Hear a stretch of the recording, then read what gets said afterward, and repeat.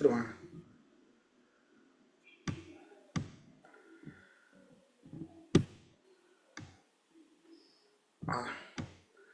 ಈಗ ಇಕ್ಷತ್ಯಧಿಕರಣ ಮುಗಿಯಿತು.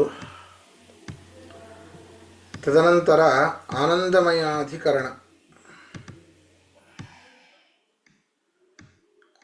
ಇಲ್ಲಿ ಮುಖ್ಯವಾಗಿ ಇದು ಸಮನ್ವಯಾಧ್ಯಾಯ.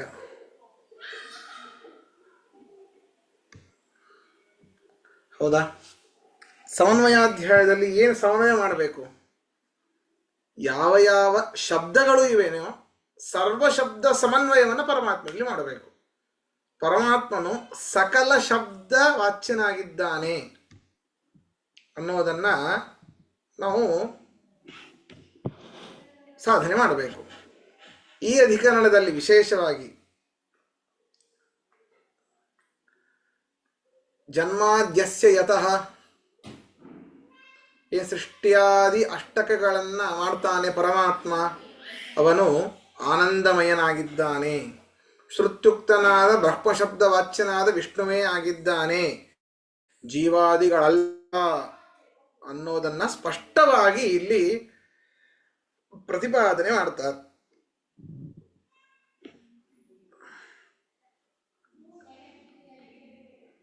ಈ ಸಮನ್ವಯಾಧಿಕರಣದಲ್ಲಿ, ಈ ಆನಂದಮಯಾಧಿಕರಣದಲ್ಲಿ.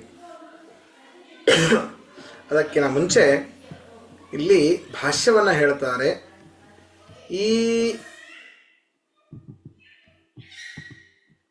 ಹೇಳಬೇಕು, ತಮೇವ ಸಮನ್ವಯಂ ಪ್ರಕಟಯತಿ.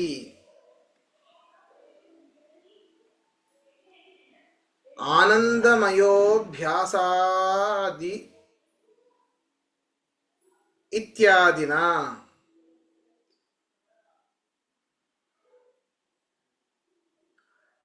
ಸಮಸ್ತೇನ ಅಧ್ಯಾಯೇನ ಪ್ರಾಯೇಣ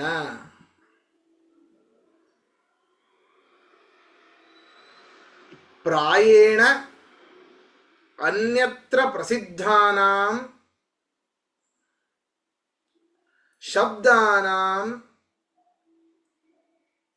ಪರಮಾತ್ಮನಿ ಸಮನ್ವಯಃ ಪ್ರದರ್ಶ್ಯತೆ ಅಸ್ಮಿನ್ ಪಾದೆ. ನ ಅನ್ಯಥಾ ತದದೃಷ್ಟೇಃ ಬ್ರಹ್ಮ ಜಿಜ್ಞಾಸಾ ಕರ್ತವ್ಯ ಇತ್ಯುಕ್ತಂ.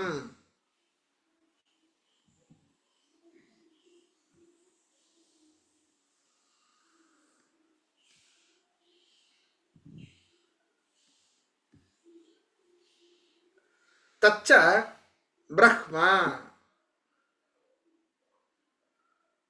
ಬ್ರಹ್ಮಪುಚ್ಛಂ ಪ್ರತಿಷ್ಠಾ ಇತಿ ಆನಂದಮಯ ಅವಯವ ರೂಪಂ ಪ್ರತೀಯತೆ. ನಹಿ ಅವಯವಿನಂ ವಿನಾ ಅವಯವ ಮಾತ್ರಸ್ಯ ಜ್ಞೇಯತಾ ಇತ್ಯತ ಆಹ.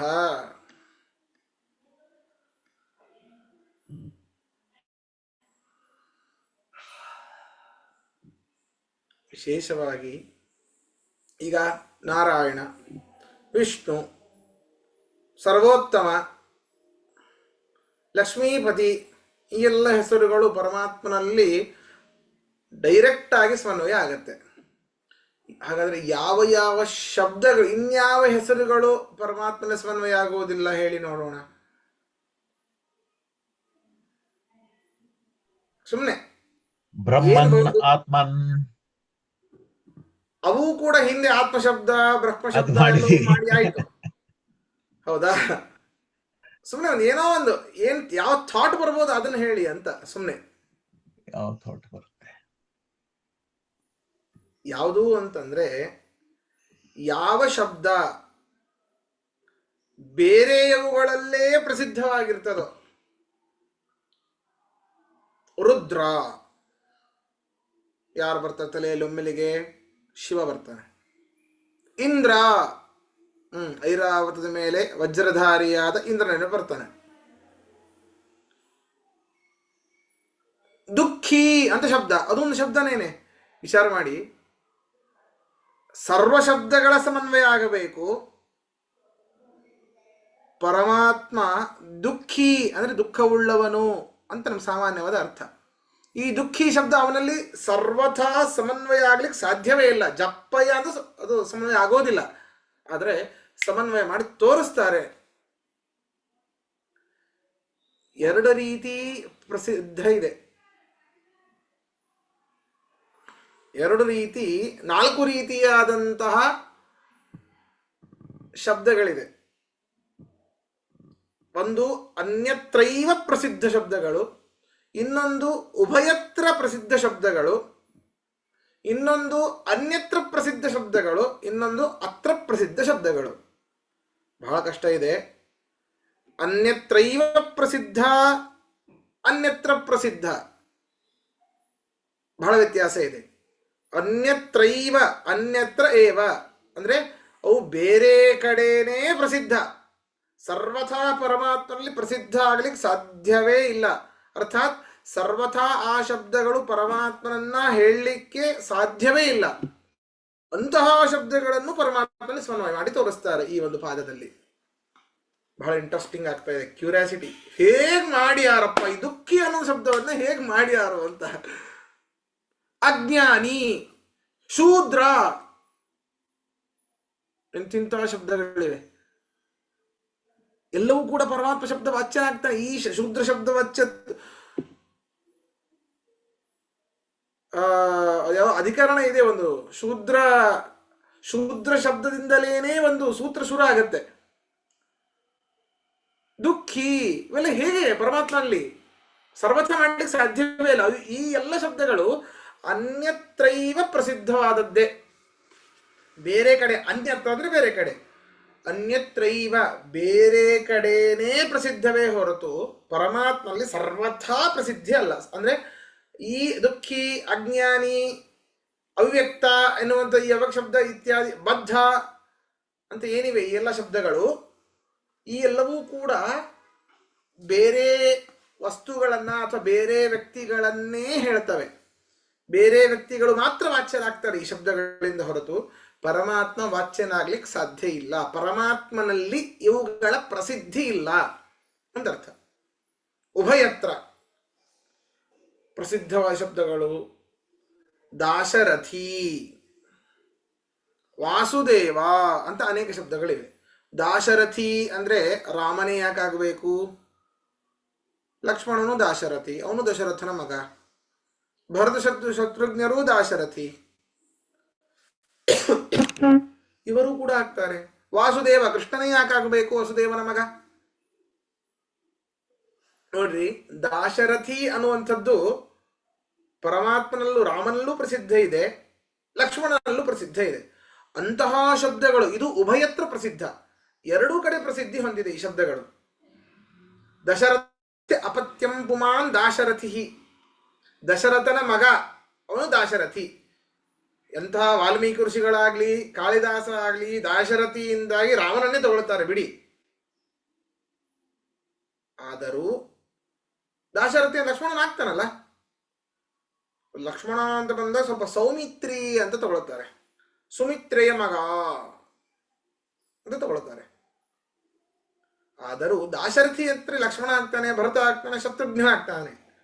ಇದು ರಾಮನಲ್ಲೂ ಪ್ರಸಿದ್ಧಿ ಇದೆ, ಲಕ್ಷ್ಮಣನಲ್ಲೂ ಪ್ರಸಿದ್ಧಿ ಇದೆ. ಈ ಎರಡು ಅಂದ್ರೆ ದಾಶರಥಿ ಶಬ್ದವಾಚ್ಯನಾದವನು ರಾಮನೂ ಆಗ್ತಾನೆ, ಲಕ್ಷ್ಮಣಾದಿಗಳು ಆಗ್ತಾರೆ. ಇಷ್ಟಿದ್ರೂ ಕೂಡ ಎರಡೂ ಕಡೆ ಪ್ರಸಿದ್ಧಿ ಇದೆ, ಉಭಯತ್ರ ಪ್ರಸಿದ್ಧಿ ಇದೆ ಈ ಶಬ್ದಕ್ಕೆ.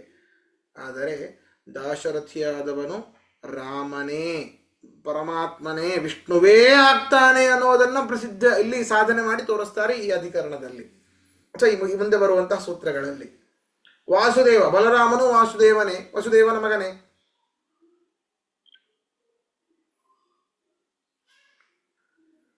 ಮತ್ತೆ ಇವನನ್ನೇ ಯಾಕೆ ವಾಸುದೇವ ಅಂತ ಕರೀತಾರೆ? ಕೃಷ್ಣನೇ ಯಾಕೆ ಆಗ್ಬೇಕು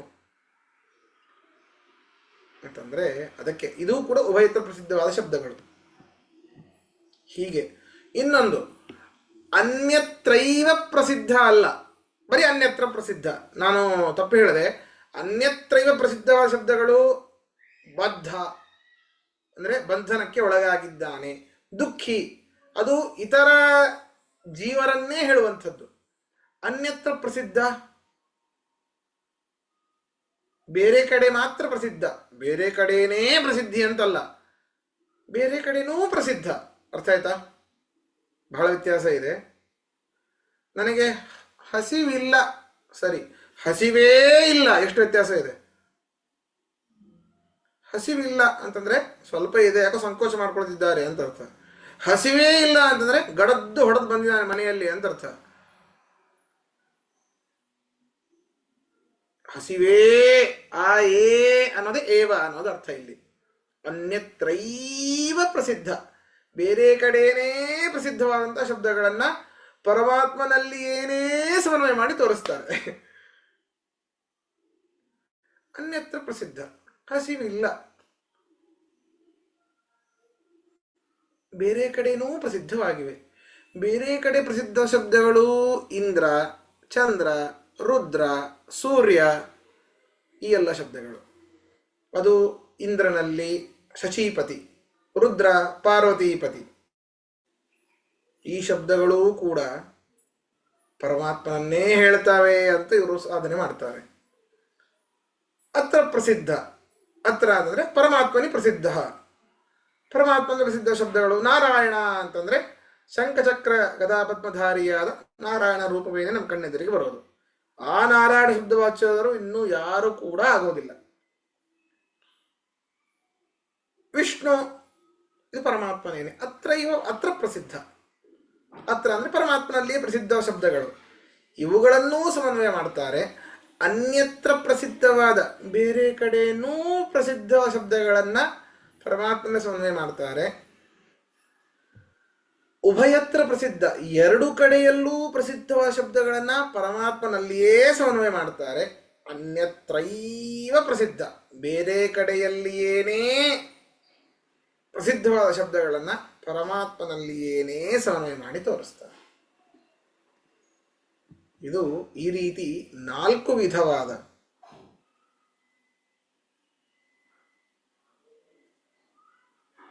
ಶಬ್ದಗಳನ್ನ ಪರಮಾತ್ಮನಲ್ಲಿ ಸಮನ್ವಯ ಮಾಡಿ ತೋರಿಸ್ತಾರೆ. ಇನ್ನೇನು ಬೇಕು ರೀ? ಈ 4 ವಿಧವಾದ ಶಬ್ದಗಳನ್ನ ನಾವು ಪರಮಾತ್ಮ ಸಮನ್ವಯ ಮಾಡಿ ತೋರಿಸ್ಬಿಟ್ರೆ ಸಕಲ ಶಬ್ದ ವಾಚ್ಯನಾದವನು ಪರಮಾತ್ಮ ಅಂತ ಡೈರೆಕ್ಟ್ ಆಗಿ ಸಿದ್ಧ ಆಗುತ್ತೆ. ಅದನ್ನೇ ಹೇಳಿದ್ದು ಇಲ್ಲಿ ಭಾಷ್ಯದಲ್ಲಿ, ತಮೇವ ಸಮನ್ವಯಂ ಪ್ರಕಟಯತಿ, ಅವನನ್ನೇ ಸಮನ್ವಯಗೊಳಿಸ್ತಾರೆ. ಇಲ್ಲಿ ತಮೇವ ಸಮನ್ವಯಂ, ಆ ಹಿಂದೆ ಆತ್ಮಶಬ್ದ ವಾಚ್ಯನಾದ ಪರಮಾತ್ಮನನ್ನೇ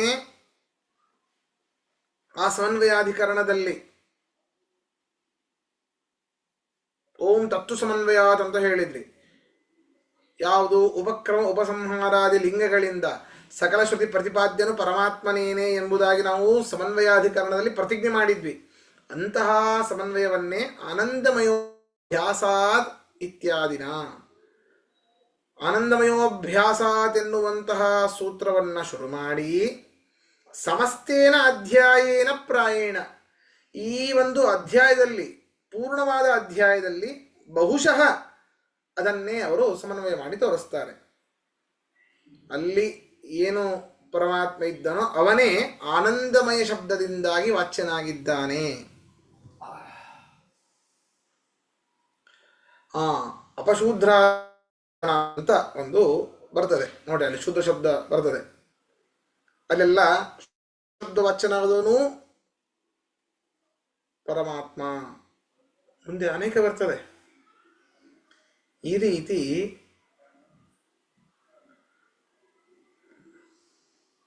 ಇನ್ನೂ ಅದರಲ್ಲಿ ಅನೇಕ ಕೆಟಗರಿಗಳಿವೆ.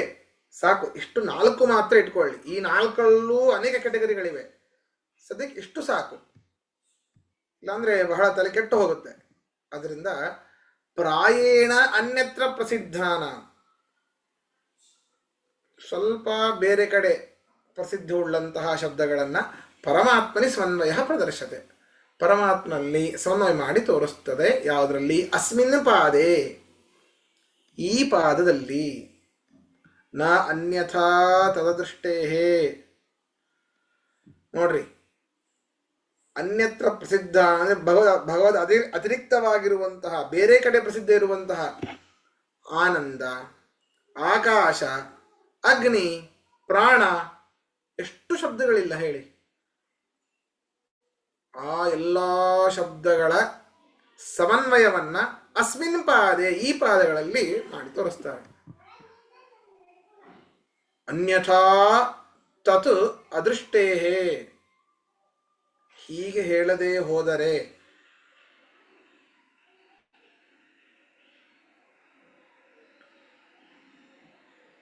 ಅಂದ್ರೆ ಈ ರೀತಿ ಅವರು ಪೂರ್ವಪಕ್ಷವನ್ನ ಮಾಡಿ ಮುಂದೆ ಸೂತ್ರವನ್ನು ಹೇಳ್ತಾರೆ. ಸಕಲ ಶಬ್ದ ವಾಚ್ಯತ್ವ ಬರದೇ ಹೋದ್ರೆ ಆ ವೇದದಿಂದ ಪ್ರತಿಪಾದಿತನಾದವನು ಬ್ರಹ್ಮನಾಗೋದೇ ಇಲ್ಲ. ಯಾವಾಗ ಬ್ರಹ್ಮನನ್ನ ಕಾಣಲಿಕ್ಕೆ ಒಂದೇ ಮಾಧ್ಯಮ ಅದು ವೇದ. ಆ ವೇದವೇ ಅವರನ್ನು ಹೇಳದೆ ಹೋದರೆ ಮೋಕ್ಷ ಸಿಗ್ಲಿಕ್ಕೆ ಸಾಧ್ಯ. ಹೀಗೆ ಪೂರ್ವಪಕ್ಷ ಮಾಡಿ ಬ್ರಹ್ಮ ಜಿಜ್ಞಾಸ ಕರ್ತವ್ಯ ಅಂತ ಹೇಳಿ ಆ ಬ್ರಹ್ಮನನ್ನ, ಆ ಜಿಜ್ಞಾಸನಾದ ಬ್ರಹ್ಮ ಎಲ್ಲಿದ್ದಾನೆ ಗೊತ್ತಾ? ಬ್ರಹ್ಮ ಪುಚ್ಛಂ ಪ್ರತಿಷ್ಠಾ, ತೈತ್ತರೀಯ ಉಪನಿಷತ್ತಿನಲ್ಲಿ ಬರ್ತದೆ. ಬ್ರಹ್ಮ ಬಾಲದಲ್ಲಿದ್ದಾನೆ, ಬ್ರಹ್ಮ ಪುಚ್ಛಂ ಪ್ರತಿಷ್ಠಾ. ಇದು ತೈತ್ತರೀಯ ಉಪನಿಷತ್ತಿನಲ್ಲಿ ಬರುವಂಥದ್ದು. ಅವನು ಹೇಗಿದ್ದಾನೆ ಗೊತ್ತಾ? ಆನಂದಮಯ ಅವಯವ ರೂಪಂ.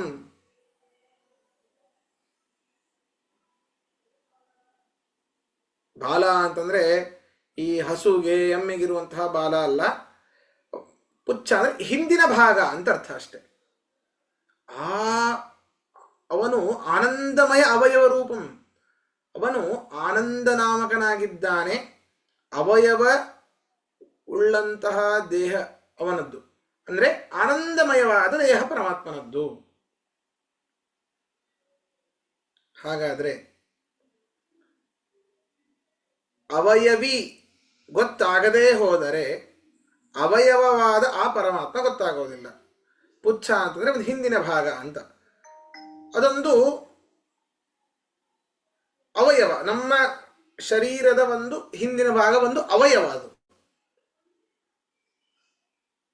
ಅವಯವಿ ಯಾರು ಅಂತ ಗೊತ್ತಾದಾಗ, ನಮಗೆ ಹೋಲ್ ಬಾಡಿ ಗೊತ್ತಾದಾಗ, ಅದನ್ನು ಹೇಳ್ತಾ ಇದ್ದಾರೆ ಇಲ್ಲಿ, ಅವಯವಿನಂ ವಿನಾ, ಅವಯವಿನಂ ವಿನಾ, ಈ ಪೂರ್ಣ ದೇಹವನ್ನ ಬಿಟ್ಟು ಅವಯವ ಮಾತ್ರಸ್ಯ,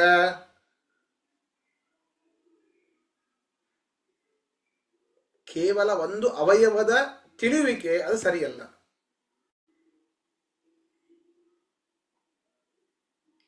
ಅಂದ್ರೆ ಅವಯವಿ ಈ ನಮ್ಮ ಆ ಸಂಪೂರ್ಣ ಪರಮಾತ್ಮ, ಆ ಬ್ರಹ್ಮ ಶಬ್ದ ವಾಚ್ಯನಾದವನು ಪರಮಾತ್ಮ, ಅದನ್ನು ಇಮ್ಯಾಜಿನ್ ಮಾಡ್ಕೊಳ್ಳಿಕ್ಕೆ ಆಗೋದಿಲ್ಲ.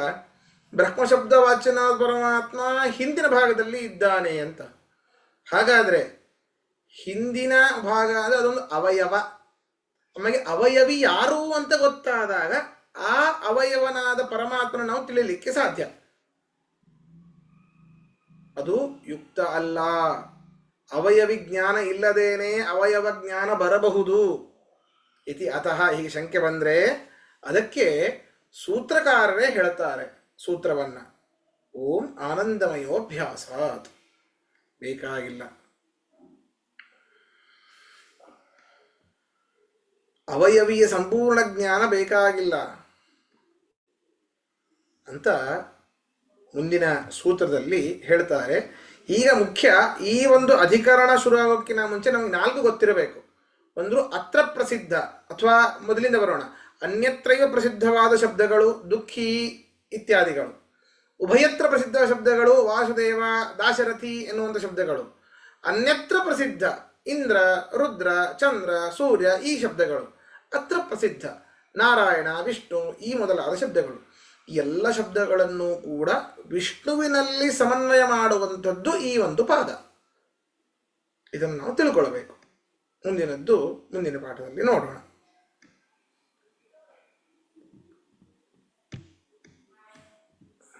ಶ್ರೀಕೃಷ್ಣಾರ್ಪಣಮಸ್ತು, ಮಧ್ವೇಶಾರ್ಪಣಮಸ್ತು. ಶ್ರೀಕೃಷ್ಣ